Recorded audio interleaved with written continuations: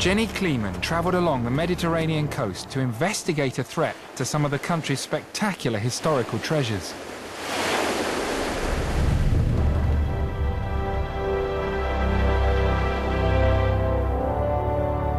Turkey is full of ancient Greek and Roman ruins, like these at Perge. Entire towns and cities are preserved, giving us unique insights into the ancient world. So this is Theatre of Perge. Wow! This is really something. One of Perge's head archaeologists, Ingi Delaman, showed me around. It's a huge theatre. How many people could sit and watch? About 10 or 15,000 at the most. As many as 15,000? At least 7 different civilizations have settled here over thousands of years, from Neolithic times through to the Greeks, Romans and Persians.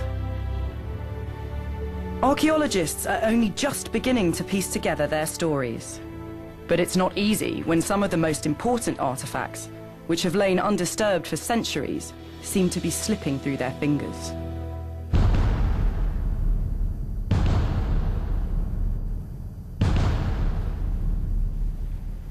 This lower fragment was found in the Roman baths, and the upper part of the statue is in the Museum of Fine Arts in Boston. Yes, and there's just a photograph. How did it end up in Boston? Well, it was smuggled. It was smuggled? It was smuggled. So archaeologists have never seen the entire complete statue? No. No. No. And the Turkish government has made negotiations, but it's not returned yet. What happened to the statue of Hercules is not a one-off. Many pieces of Turkey's history have been looted and illegally exported, often ending up in museums and auction houses in Europe and North America. And here, most parts of the sarcophagus was found in Istanbul, in a truck. And these short size, both short size, were spotted in Germany. So it would have been taken apart, some parts in Istanbul and yes, other parts in Germany. And this one here was at the Getty Museum in the States. Archaeologists claim that in the past, some institutions in the West have driven the smuggling trade by not checking the source of their artifacts closely enough. And while the objects never lose their power to awe, if we don't know where they've come from, they become historically worthless. With booty fetching millions of dollars, this real-life treasure hunt attracts international crime gangs and professional plunderers, as well as opportunistic locals. Every theft is a potential loss to our understanding of human history. But guarding hundreds of rambling sites across the country is a tough task for the government.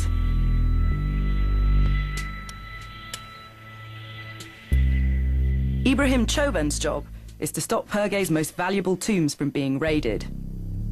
He's a worried man.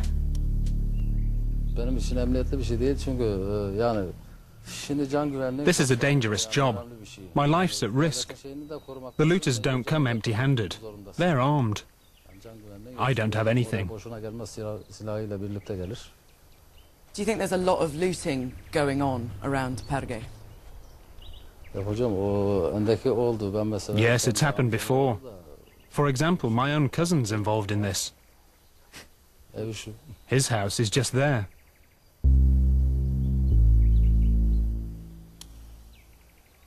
So you're saying there's a known looter living just in that house over there, right next to the site? I'm constantly face to face with him here. We're at the brink of a trigger at any moment. We can become enemies, but I still report him to the necessary authorities. No wonder Ibrahim was worried. His cousin Adnan is a convicted murderer. I went next door to see if he would talk to us. people have told us that you are looting things and selling them on the black market, and that police have investigated you for that. Is that true?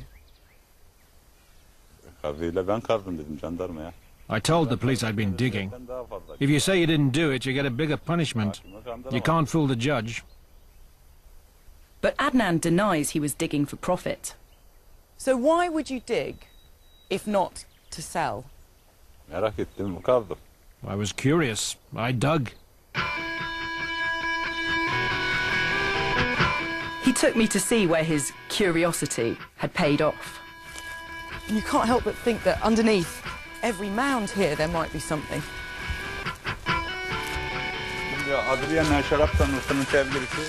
I excavated the statue here.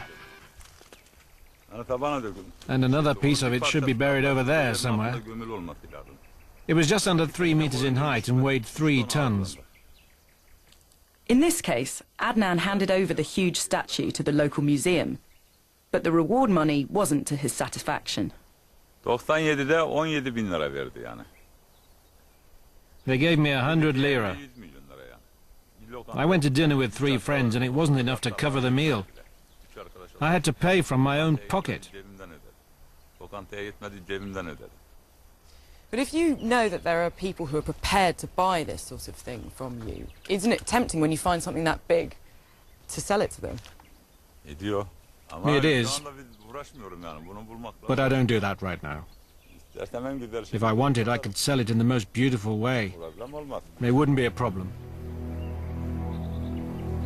It's obvious that he thinks there's nothing really wrong with looting treasures from Perge.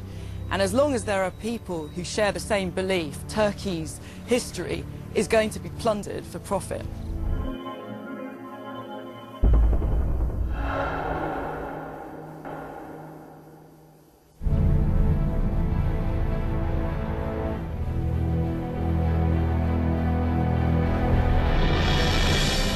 For the next stage of our journey, I headed east to another of the country's most famous landmarks, at the very heart of Anatolia.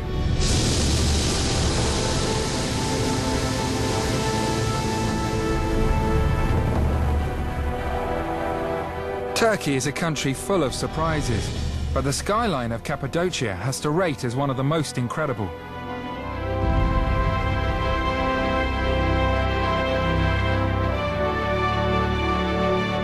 Every morning, dozens of visitors take to the skies to soar over another world.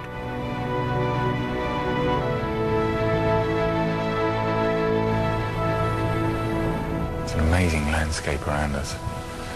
These conical formations of volcanic rock, they call them fairy chimneys. You can see why.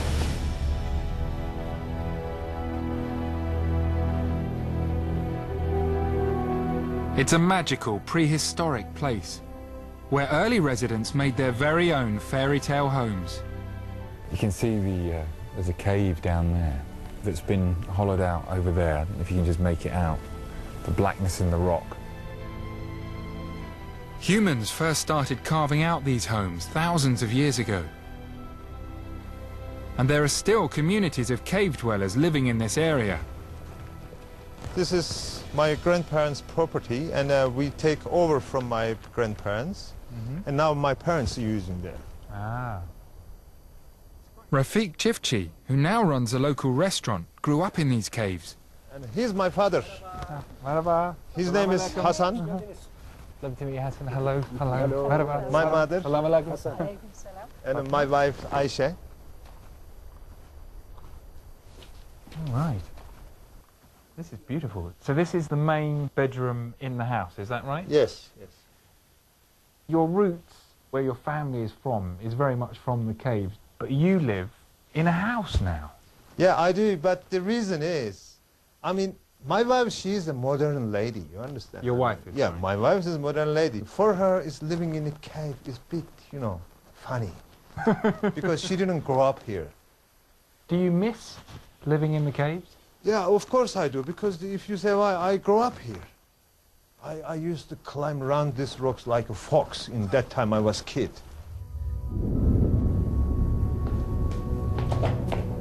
So you've managed to bring us as far as we can go. This amazing view, wow. That is an ancient view. The urban elite in Istanbul and many Europeans have long looked down on Anatolia as a rural backwater. And some people here do still live a traditional lifestyle.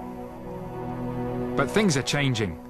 Just a few miles from Cappadocia, an economic revolution is transforming Anatolia.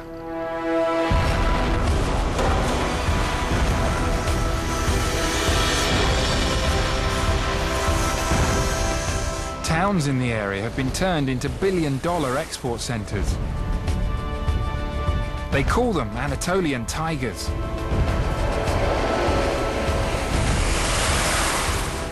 In this one city, Kayseri, 1,000 factories churn out machinery, furniture, clothing and electrical goods that are shipped all over the globe.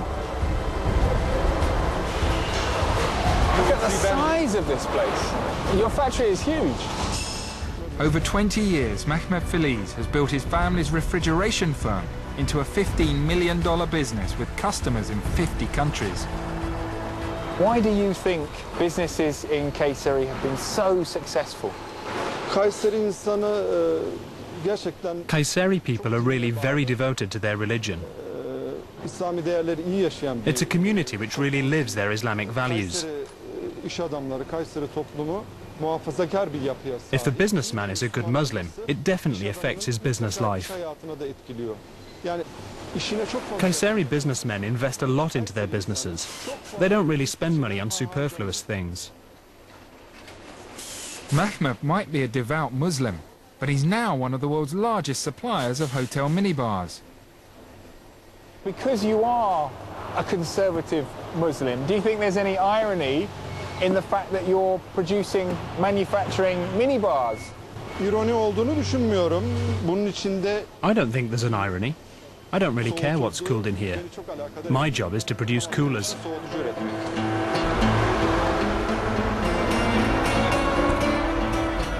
The emergence of the Anatolian tigers has created a new business powerhouse at the center of the country, run by conservative Muslims. At the business park's dedicated mosque, instead of a factory tea break, 10,000 workers take a prayer break. Men like these now make up the core support of the country's ruling party, the AKP. The country's president is himself from Kayseri.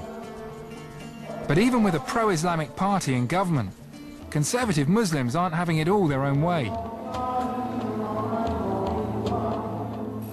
In the Turkish capital, Ankara, Adil Rey's been examining one of the most divisive issues in Turkey.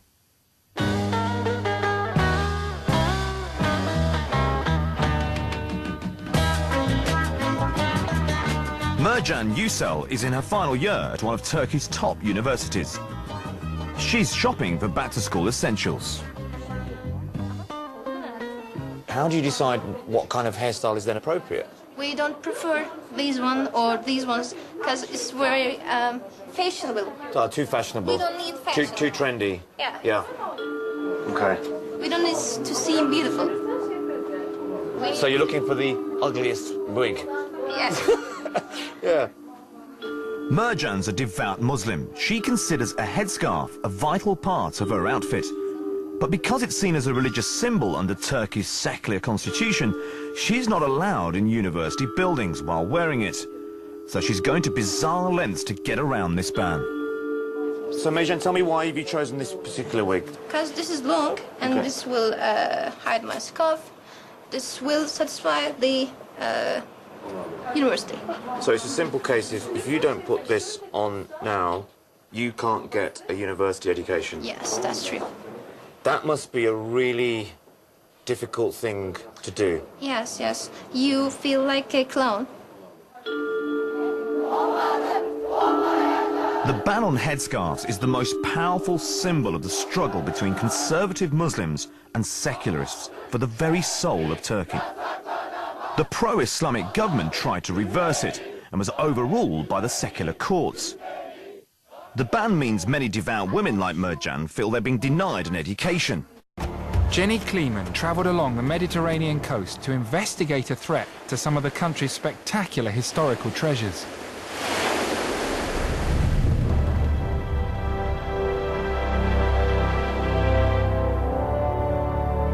Turkey is full of ancient Greek and Roman ruins, like these. At least 7 different civilizations have settled here over thousands of years, from Neolithic times through to the Greeks, Romans, and Persians. Archaeologists are only just beginning to piece together their stories. But it's not easy when some of the most important artifacts, which have lain undisturbed... This is really something. One of Perge's head archaeologists, Ingi Delaman, showed me around. It's a huge theatre. How many people could sit and watch? About 10 or 15,000 at the most. As many as 15,000? For centuries, seem to be slipping through their fingers.